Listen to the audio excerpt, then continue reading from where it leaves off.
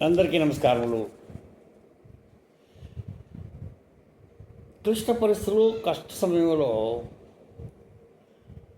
2007 ఆగస్టులో నేను రాసి పంపించినటువంటి వ్యాసము తెలుగు విద్యార్థిలో ప్రచురితమైంది. అది ఆశాకిరణంగా భావించాము.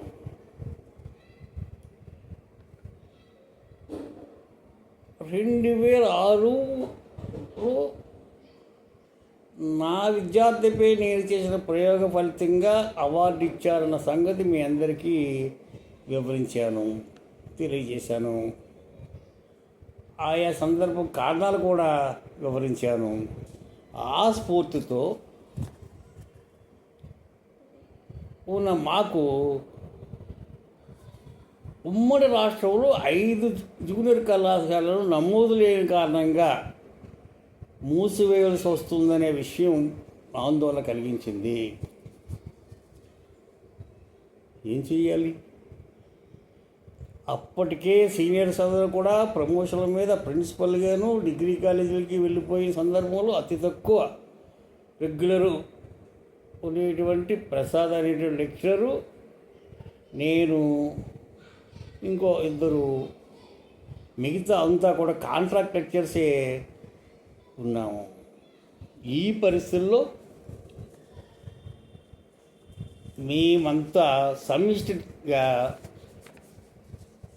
ఆ గ్రామ పెద్దలను, రాజకీయ నాయకులను, పరిధిలో ఉండేటువంటి హై స్కూల్ సిబ్బంది సహకారము, స్థానికంగా ఉండేటువంటి తాలూకా వ్యక్తుల సహకారము, వారందరికీ విషయాన్ని వివరిస్తూ ఎన్రోల్మెంట్ సాహసాన్ని భగవంతుడి అనుగ్రహంతో చేస్తున్న సమయం. పైగా రాష్ట్ర అవార్డు రావడం, స్థానికంగా ఉండేటి జిల్లాధికారులపై మా కాలేజీపై మంచి అభిప్రాయం ఉండడం, ఈ పరిస్థితుల్లో అప్పటి అధికారి సత్యం గారు మాకు అవకాశం ఇచ్చి మీరు మీ తాలూకా ఫలితాలు చూపించండి అని చెప్పిన కారణంగా మేమంతా కూడా సమిష్టిగా ప్రణాళికాయుతంగా ఎన్రోల్మెంట్ పెంచడంతో పాటు అత్యధిక ఉత్తీర్ణ శాతాన్ని కూడా సాధించి చూపించాం.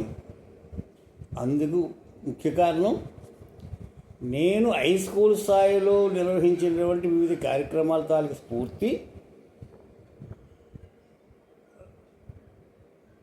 జూనియర్ కాలేజీకి వచ్చే దగ్గర నుంచి నా విద్యార్థులపై నేను చేస్తున్నటువంటి చిన్న చిన్న ప్రయోగాల ఫలితాలతో అంత ముందు సంవత్సరం 2006లో వచ్చింది కాబట్టి అవార్డు అధికారులు నాకు అకాడమిక్ మానిటర్గా నియమించి ఆ స్ఫూర్తితో నాకుండేటువంటి కొద్దిపాటి పరిజ్ఞానంతో ఆయా విద్యార్థులను విభాగాలుగా చేసి ఎవరికైతే ఉత్తీర్ణత శాతం తగ్గుతుందని భావించామో ఆ విద్యార్థులు ఈచ్ వన్ క్యాష్ 5గా నిర్ణయించి వాళ్ళు ఉత్తీర్ణత సాధించాము. అది మాకు శ్రీరామరక్షగా నిలబడింది. ఆ సందర్భంలో పుట్టుకొచ్చిన వ్యాసం తెలుగు విద్యార్థిలో ప్రచురితమైంది.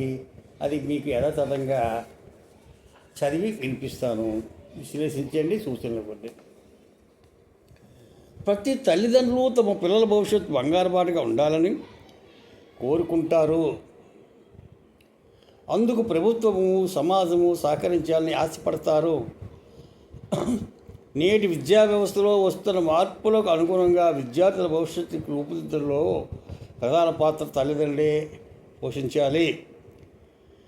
ప్రతిభ చుట్టూ ఉద్యోగాలు తిరుగుతున్నవి. ప్రైవేటీకరణ, సరళీకరణ, ప్రపంచీకరణ నేపథ్యములలో నైపుణ్యాలు గల విద్యార్థులు మాత్రమే ఉపాధిని పొందగలుగుతున్నారు. పిల్లల అభిరుచులు, ఆసక్తులకు ప్రాధాన్యత ఇస్తూ ఆర్థిక పరిస్థితులను దృష్టిలో ఉంచుకొని పిల్లల జీవిత గమ్యాన్ని చేరుకోవడంలో తల్లిదండ్రుల పాత్ర అత్యంత కీలకమైనది. పోటీ పరీక్షల్లో అర్హత సంపాదిస్తే కానీ ఏ రంగంలోనూ ఉపాధి దొరకని నేటి విద్యా వ్యవస్థల్లో తల్లిదండ్రుల పాత్రకు అధిక ప్రాధాన్యత ఉంది. స్వచ్ఛమైన నిర్మలమైన కల్లా కపటం లేని మనస్తత్వం గల పిల్లల్లో మంచి బీజాలు వేయవలసింది తల్లిదండ్రులే. బాల్యం నుండి మంచి పౌష్టికాహారం అందించడం వల్ల జ్ఞానేంద్రియాలు సక్రమంగా పెరిగేటట్లు చేయవలసిన బాధ్యత తల్లిదండ్రులదే. బాల్యం నుండి పిల్లల అభిరుచులను గమనించాలి. వారి ఆర్థిక స్తోమతకు సరిపడే విద్యా ప్రణాళికలు వేయాలి. లాభార్జన చేయగల ప్రైవేటు విద్యా సంస్థలు మంచి బోధనా సంస్థలను గుర్తించడం విద్యార్థులకు కూడా చాలా కష్టమైన పని.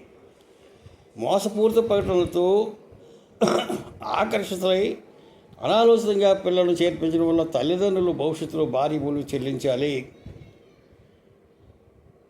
ఒకే మీడియాలో విద్యాభ్యాసం కొనసాగించకుండా చాలామంది తల్లిదండ్రులు మొదట తెలుగు మీడియంలో చేర్పించి తర్వాత ఇంగ్లీష్ మీడియంలో చేర్పించడంతో విద్యార్థుల ఇబ్బందులు ఆలోచించాలి. కుమ్మరి తన నైపుణ్యాలతో మట్టిని ఆకారంగా మార్చడంలో చూపే ఏకాగ్రత వలె తల్లిదండ్రులు పిల్లల విద్యార్జనలో ఏకాగ్రత చూపాలి.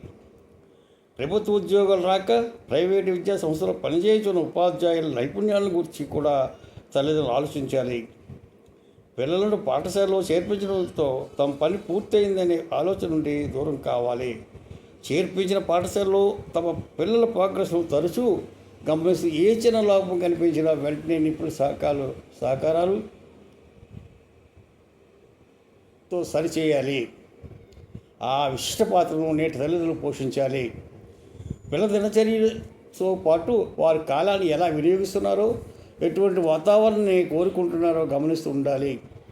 ఏ చిన్న తప్పిదం జరిగినా అది సవరించకుండా ఉంటే అది పెరిగి వటవృక్షపై విద్యార్థుల లక్ష్యాన్ని దెబ్బతీస్తున్న తల్లిదండ్రులు గమనించాలి.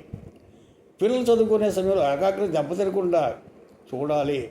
అంటే టీవీ వంటి వినోద కార్యక్రమాలకు తల్లిదండ్రులు త్యాగం చేయవలసి ఉంటుందని గమనించాలి. ప్రతి విద్యార్థులలో ఏదో ఒక నైపుణ్యం దాగి ఉంటుందని తల్లిదండ్రులు గుర్తించగలగాలి. అంతేగాని పిల్లల అభిరుచులు ఆసక్తులు గమనించకుండా బలవంతంగా తల్లిదండ్రుల అభిరుచి మేరకు చదవాలని శాసించడం మారాలి. శిల్పి ఏదైనా బొమ్మను చెక్కేటప్పుడు తమ దృష్టి అంతా ఆ బొమ్మను సర్వాంగ సుతరంగా తీర్చిదిద్దేటట్లు వినియోగించినట్లు తల్లిదండ్రులు తమ సంపాదన కాలంలో కొంత సమయాన్ని పిల్లలపై వినియోగించవలసిన సమయం అవసరమని తల్లిదండ్రులు గుర్తించి పిల్లల చదువుల్లో తల్లిదండ్రుల పాత్రపై మా ఘర్షణల మధ్య వచ్చిన ఆలోచనలే ఈ వ్యాసంలో పొందుపరిచి పంపించాము. భగవంతుడిని కొలిచాడు, అధిష్టాన దేవత సహకారంతో ప్రస్తుతమైంది. ఈ లెంగ్త్ కారణంగా తదుపరి వీడియోలో మిగతా భాగాలు అందించే ప్రయత్నం చేస్తాను. మాకు సూచనలు సలహాలు అందించే ప్రార్థన. నా కాంటాక్ట్ నెంబర్ 9908354090.